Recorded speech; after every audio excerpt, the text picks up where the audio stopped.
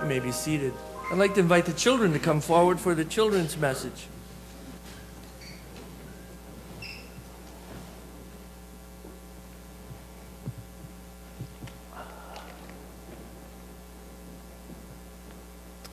Hello. How are you today? Looks like a lot of you have apple picking clothes on. We're going apple picking after church? Last time we went as a group somewhere, your mother started a snowball fight. Is she going to start an apple fight today? Maybe. Good thing I got my catcher's mask in my car. I might need that. Do your parents ever refer to you, or do you remember them referring to you as some kind of an animal? Yes, like what? A chicken. They call you little chicken? Ah. Did your mom ever call you little chicken, Mia? No. What did she call you? Hey, you? No. Any other animals? Piggies? Piggies, yeah. We've all been called piggies, that's for sure. Anything else? Your mom ever call you something, Fiona? Some animal name? I think she does. Monkey. Yeah, monkey's another popular one. How about tiger? Boy, you were a real tiger out there on the soccer field. No? Well, sometimes we think, because we love animals, I guess, but sometimes we think that some of the things that animals do and some of the way animals are like some of the ways that we are. And so, in some places, people will say, you have the soul of a lion in you. What does that mean? You're like a lion inside. Is that a good thing?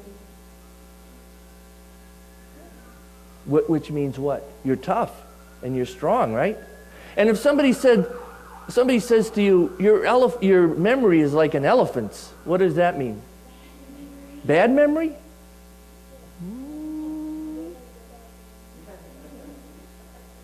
Elephants have little brains?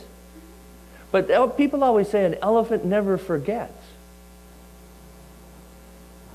So that would mean you'd have a good memory, right? What about a wolf?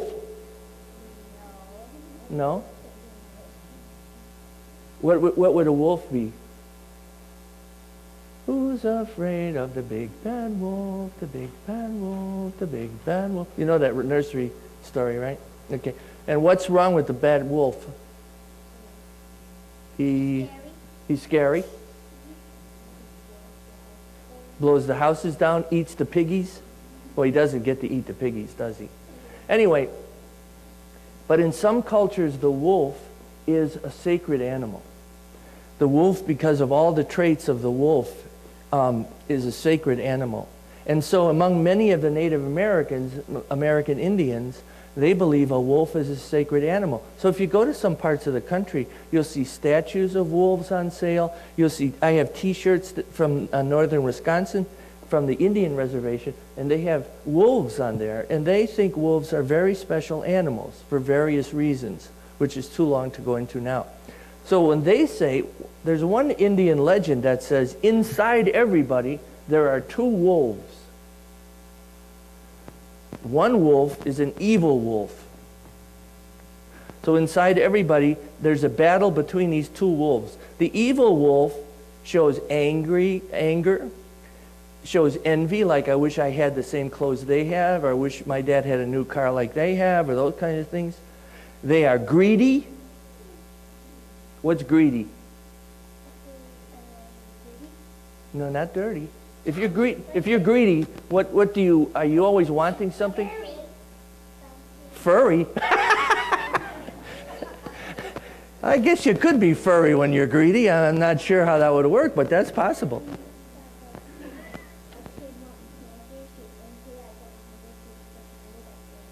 Yeah, she doesn't have enough candy. And if there was 1, 2, 3, 4, 5, 6, 7, if there were 8 cookies here for the 8 of us, and Lucas ate 5 of them, would he be greedy? Ooh, that would be very greedy. Anyway, all these things that the evil wolf does.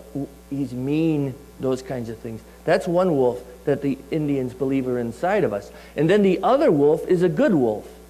And the good wolf inside of us is full of joy and peace and love and hope and kindness and generosity and compassion. What does compassion mean? If you're compassionate, what do you do for other people? You help them, you give them things, yeah. Then you're compassionate. So the good wolf is that way, the bad wolf is the other way.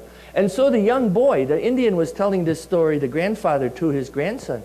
And the young boy said, well, who wins between these two wolves?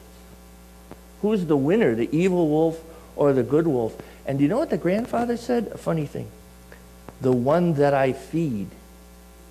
Ooh, this is deep. This is deep stuff.